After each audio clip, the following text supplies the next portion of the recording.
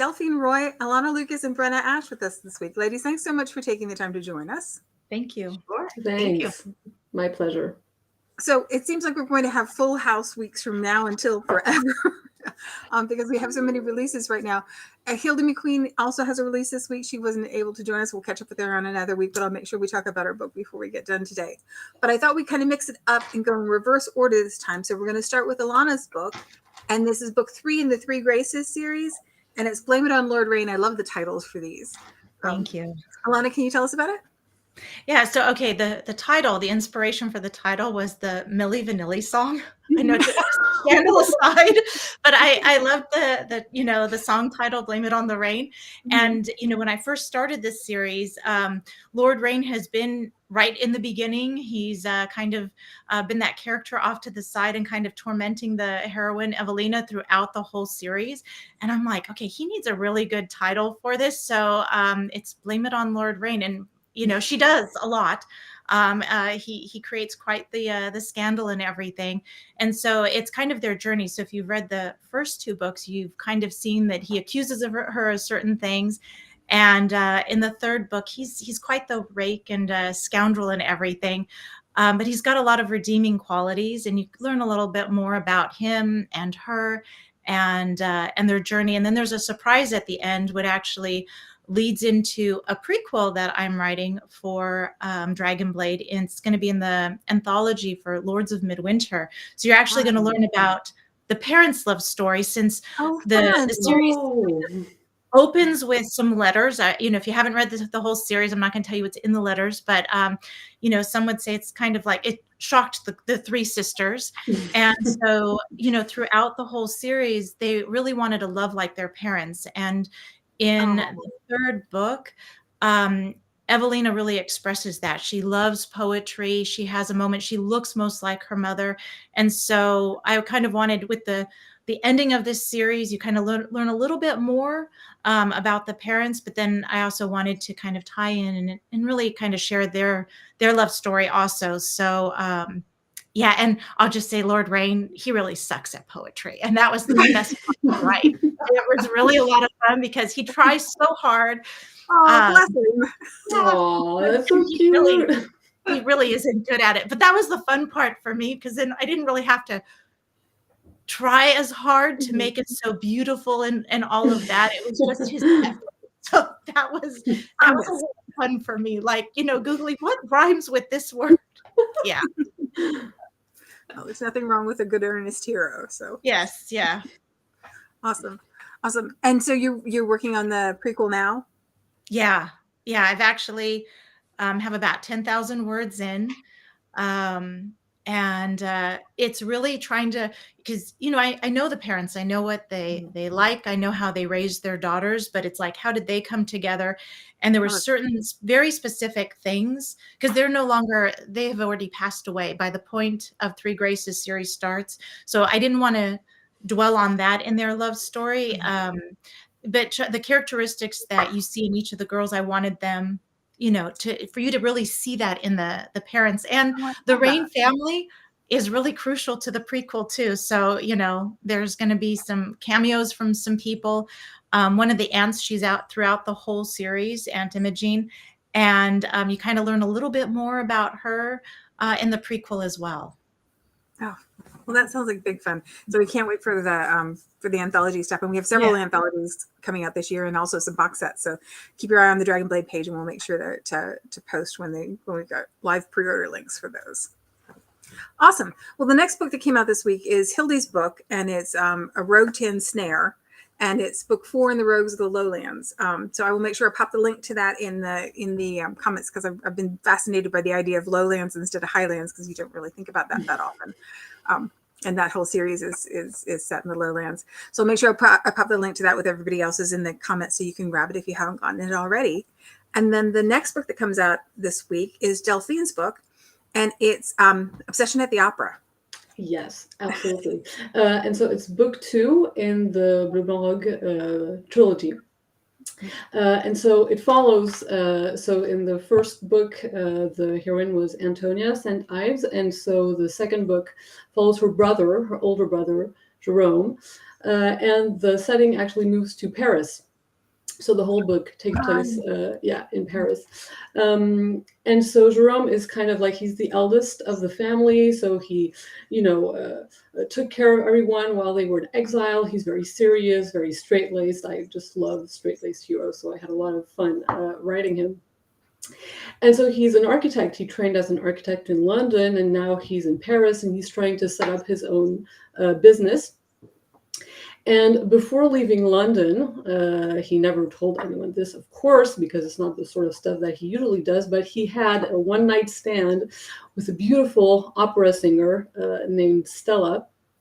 And so then he left for Paris thinking he would never see her again. And of course, what's going to happen? Well, Stella herself comes to Paris and they meet by accident. And Stella is actually in Paris because she is running away from someone very dangerous who's after her and who is in England.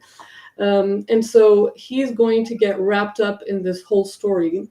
He's going to try and protect her from whatever's happening to her. And so I was so happy to be able to write one of my favorite tropes, which is a marriage of convenience.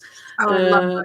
Yes, I love those. And so even though they had this really passionate night together, they're from very different backgrounds. She's an opera singer, so she's had, protectors and so forth. And he's always been very respectable. So they kind of clash on that. But the marriage of convenience comes as a way to protect her.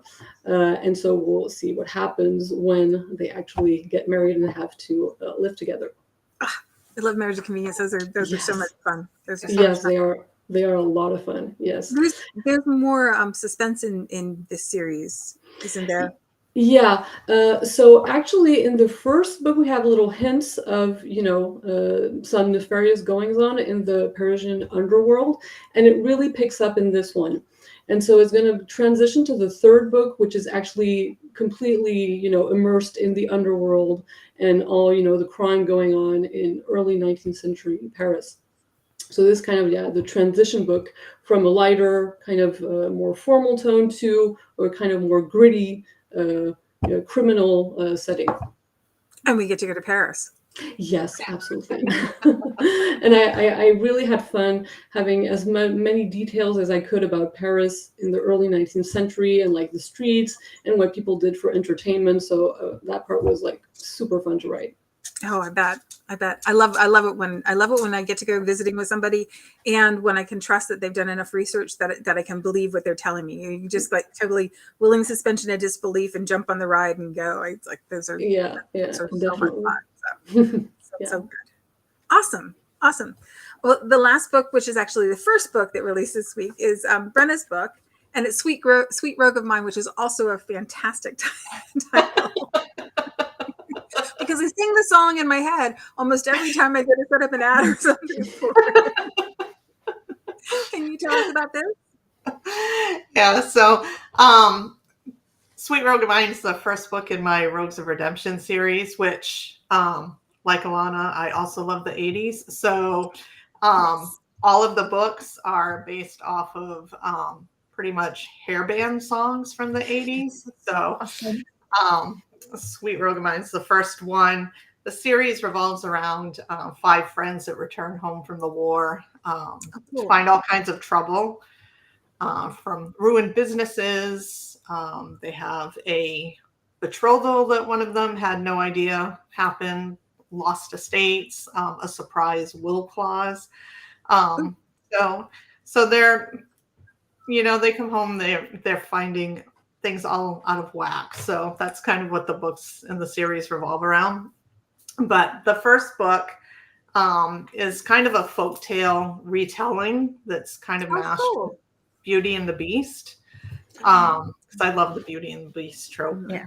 So, but the folktale is from like the 15th or 16th century. I'm a huge BTS fan, and they have a song that they based off of this folktale. And loving the song, I did some research and read up all about the backstory, and it's actually really sad and tragic. It revolves around a man that hides away in a castle because he feels that he's ugly. So he just kind of isolates himself. And one day he sees a girl stealing his flowers, which upsets him, but he doesn't dare confront her because he doesn't want to put himself out into the world. But as he sees her keep visiting and keep stealing his flowers, he kind of grows to love her. So he decides to create a special flower that she will then come steal and hopefully come on. yeah, so hopefully it will bring her joy. So it takes him months to perfect this flower. And once it's perfected, he waits and he waits for her to show up to steal the flower, and she never shows up. No. So yeah, so he ends up going into the village to see what happened, and he finds out that she passed, and that's why she hasn't come to the Oh.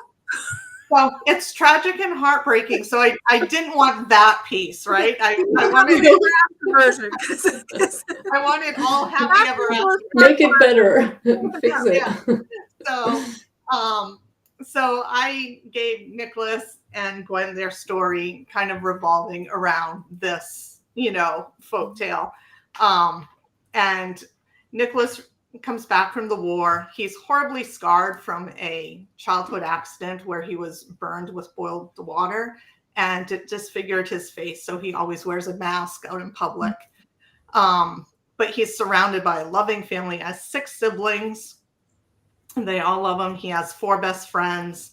So he doesn't isolate himself, right? He puts himself out there, but he also doesn't get any interest from society because of his scars. Nobody wants to be connected to Nicholas. So his mother actually found him a wife, a fiance, while he was off at war, and kind of presented it to him when he returned.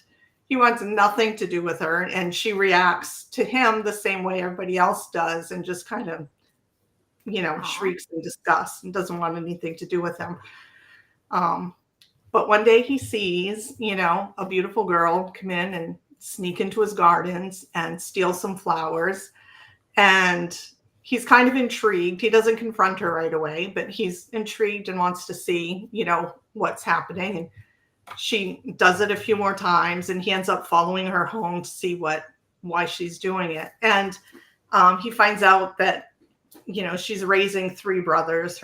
Their parents were sentenced to death after committing treason. And she's raising her brothers, and she can't make enough money. So she goes and steals his rare flowers, not realizing that he had returned from war, and sells them on the street to make extra money. So that's how they come to be. And, the story revolves about them getting, together. There's a lot of things that keep them apart. He's titled, she's not. He brings her on as governess, but takes some, some cajoling. She doesn't want to do that. He has 6 siblings. She's never been a governess. She has 3 of her own siblings that she needs to worry about. And then the fiance refuses to let the betrothal go. So they have to deal with that and all that. And so the book introduces all the siblings, right? There's 9 of them in total. And gosh. And the 4 friends. So Rogue You Like a Hurricane is book 2, and No Rogue Like You is book 3. I'm gonna be singing for months. Well, that sounds like so much fun, and I love that found family too. When you have friends that come back that are actually like family. And this time we get a happily ever after for the couple, and I presume for the 3 siblings for her for those as well. So from no happily ever after to lots of happily ever after. Exactly. Awesome. I think, stop me if I'm wrong, but I think in your interview this week that you talked about writing in the Highlands before, but not necessarily writing Regency. Is it your first foray into Regency? Yes, this is my first Regency series. I've always written medieval, so Highlanders and pirates. but I've never done Regency. So this is my first Dukes and Earls and all that. So it's been fun. I like it. It's a completely different world, right? Yeah. Other than Highlanders, but it's been a lot of fun. Yeah, and a whole new set of rules. Did you find that you had to do a lot of research to get to a point where you were comfortable writing in this time period? I did do a lot of research. Luckily, well, maybe some people won't think so, but with it being in Scotland, I didn't go so strict on the rules as if they were in London society. I gave a little more leeway for things, but I still had to do a lot of research just for, the general rules of the time, because in medieval, it's pretty much, you're pretty much open to do whatever. And then in Regency, everything is so conformed, and everything, you've got a rule for everything.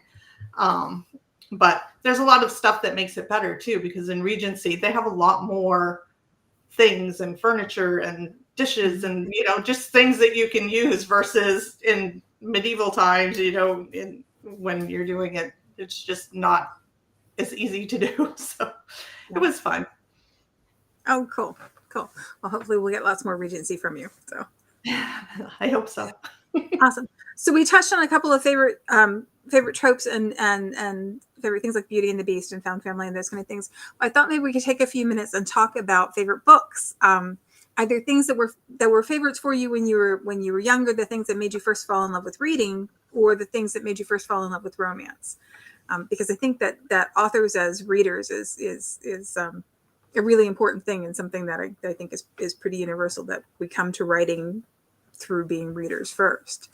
So does anybody have anything that was really important to them, either as a child or as your first foray into romance reading? Well, when I was little, I usually actually, when I do like some of the takeovers, I actually pose this question, like, what book got you hooked on reading? And so I think for most people, they think, oh, you're going to choose, some novel or a historical romance. For me, it was Go Dog Go, because it was the first book I was able to read all by myself. And so that sense of like, I did it. I read it all by myself. And so like, that was one of the first books, like whenever there's been like a little cousin, or when my niece was born, that's always like the book that I give everybody, because it was the first book that I read solely on my own, and that has stayed with me. So it sounds kind of, funny and odd that's where you go. But for me, that was like such an accomplishment, like, sounding out there. Plus, I mean, the graphics, I love the graphics. I'm really into cars, I just love the whole thing with Go Dog Go, the cars, the party at the end, just all of it. So I was always fascinated, with the graphics of it, the words. And so there was always that sense of pride of like, I did it. So for me, that was like the turning point, Go Dog Go. Yeah, nice. That was so cool. I always thought I loved to read because my dad would bring books back from trips and stuff. And then when I had my own kids and started reading Seuss to them, it was like, I remember my mom reading these to me that I didn't, it didn't connect the same way until I started reading to my own kids. Yeah. Oh, that's a great one. That makes perfect sense. Yeah. What about you, Delphine? Yeah, I mean, it's funny because I was thinking about, the first books I really read by myself. I mean, my dad read to us every night before bed. Even after we knew how to read, it was kind of just like, the family tradition. But I remember, it's funny because the series that kind of stand out in my memory from when I was a kid are mostly in English. I read in both languages because I learned how to speak French and English at the same time. So, I could switch from one to the other. But I have more stuff that I read in English that kind of, left their imprint on me. So notably Archie comic books. When we lived in the United States, my mom would buy them at the supermarket at checkout, and she would, they wanted to encourage us to read in English, so we would, hone our skill. And so we have this huge collection of, 1990s Archie comic books that are still at my parents' house. We never threw them out, and I know all of them by heart because I've read them so many times. And when I go to my parents' house, I still reread them. I just, it's kind of comfort reading. And another series that really stood out to me, I had so many, was the Babysitter's Club. And like I had a huge collection. I was such a huge fan when I was like 9, 10 years old. And same thing, I kept all of them. So I didn't reread them as much, but I'm just, keeping them just, kind of like an archive of things that really, marked my childhood, especially stuff that I would bring back to France from the United States that didn't exist in France. It was kind of like a piece of the United States, coming with me. So, yeah. Yeah. Oh, those are lovely memories. Yeah. Thanks. What about you, Brenna? The series I remember the most when I was in elementary school was the Trixie Belden series. It was almost like a Nancy Drew knockoff, right? It was, I don't know that one. It was a bunch of friends, and each book was a new mystery, kind of like the Scooby Gang kind of thing. They just, they solved, oh, you darn right. But it was so much fun, and there were so many of them. It's like they released a new one every week, it seemed like. So that's where like all my spending money went to, was just buying those all the time. We have boxes and boxes of them in my parents' attic. And it's just like, but I love them so much. I saved them for my daughter, and she didn't really get into them as much as I. She didn't think they were as cool as I did. That's so hard when you have kids who don't like to read the way you do. Yeah. I mean, she loves to read, but just for whatever reason, those didn't stick with her. Yeah.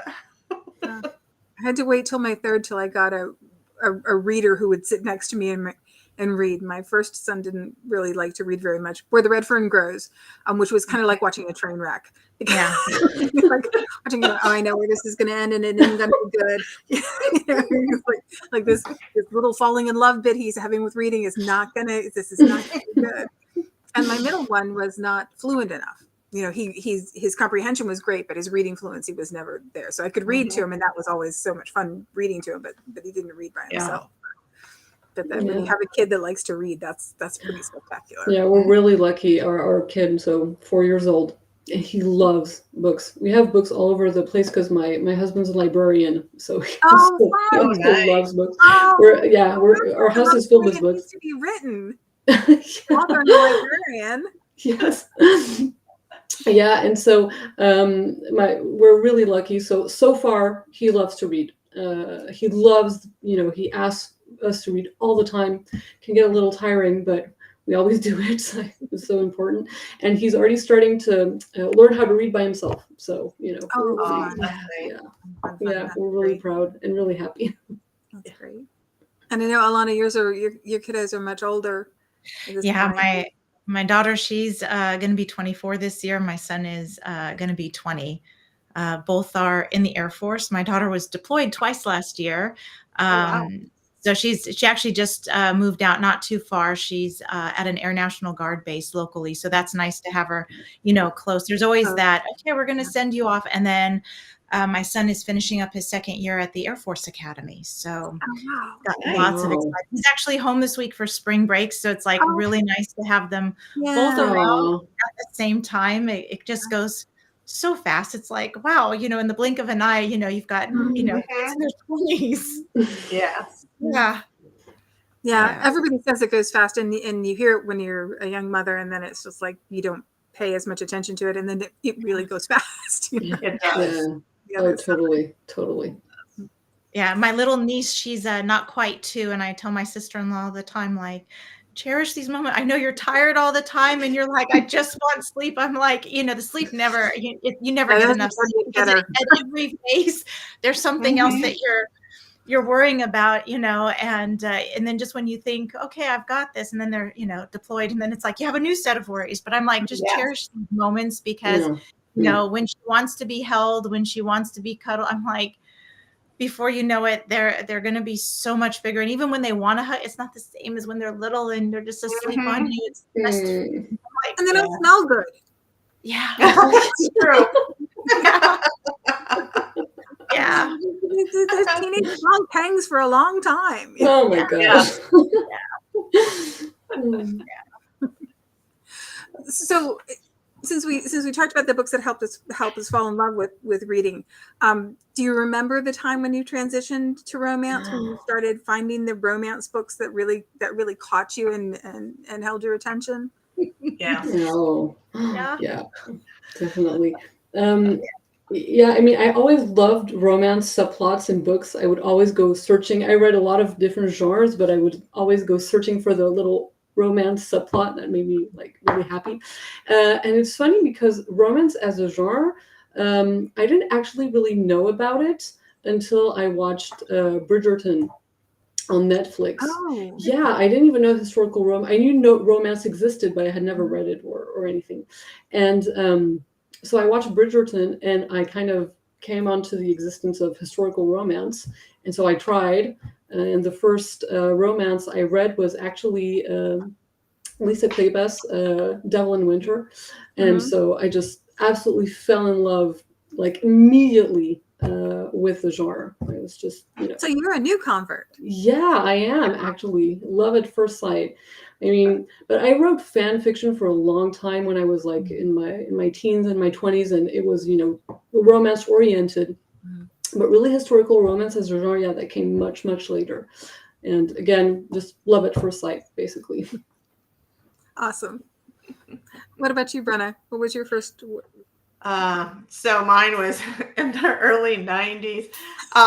Jude Devereaux was Oh yeah. that person. Her Velvet series that she put out, I just loved that series so much. I think it was a trilogy. I haven't read it for years, but that's the one that just solidified it in my brain, that made me fall in love with romance. It was just, and after that I could not get enough, Scottish English romance. I was hooked.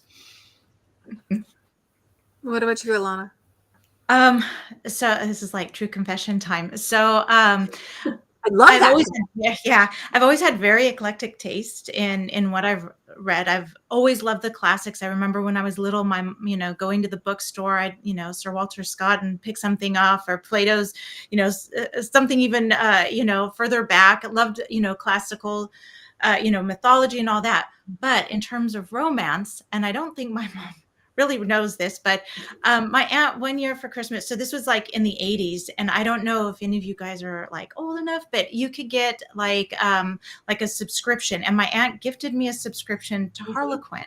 Oh, And yeah, so yeah. I started getting these Harlequin books. Now, granted, I was like, young, middle school, and and it's like, what does this mean? But that was kind of like the first taste of it. And I was like, these all end on a happily ever after. I really like this because, Yeah. again, I have very eclectic taste, and some of the books I'm like, this is kind of depressing. And so I always loved that. Love that it ended on a happily ever after, or at least for now type of thing. And so even when things were hard in my own life, there was a time when my uncle was dying of Agent Orange, and it happened really fast. Within a month, I was like 14. And I just remember that reading those kind of books that ended with a happily ever after, like even when bad things happened throughout, it was still happy and joyous, and it kind of gets you through that. And I just fell in love with that idea and the concept that no matter how much you torture a character, there's still that happy ending. And so now, there's always ups and downs in life and everything, but that's why I continue to love reading the romances, because that no matter what happens with these characters, how much turmoil they go through, they're going to have that happy ending. And in the real world, that doesn't always happen. So it actually started, and I don't even remember, there's some covers like vaguely that I remember, but it was a subscription, and I'd get like a book a month. It was like the best Christmas present ever for a year. It was a great subscription. And I remember reading one of the books thinking, I don't think I'm supposed to be reading. I don't think I'll tell my mom, what her sister is doing. That her sister gave me. So yeah. God bless the I cool think aunt. Avon and Kensington had those too, because I think I was subscribed to those as well. You got 2 a month. Yeah, and I don't remember. I mean, I know she did it for a while, and I know when it came in this like cardboard box, like set like a little bookshelf kind of library thing, and you just kind of added and everything. And I remember where I kept it in my room. No one ever thought twice about looking. My mom never said anything. No one. I'm like, so Mom and Aunt Kim, if you're watching this, surprise, you guys can have a conversation later, Yeah, but those of us library kids in the 80s were like, there was VC Andrews and a whole bunch of other, Yeah. stuff that Yes. if been paying attention would have stopped us. Yeah. Exactly. Yeah. Well, ladies, it's been delightful talking to you today. I really appreciate you taking the time to talk to us so we have a chance to get to know you. This is great. And I'll make sure that I put the links to all of your books in the comments so that you can grab them if you haven't gotten them already. I'm going to say the same thing I do every week because it's true every week. Dragonblade books are their best deal on pre-order and release. And if you don't get them then, you can always read in Kindle Unlimited. So thanks so much, ladies. I really do appreciate you taking the time. Thank you.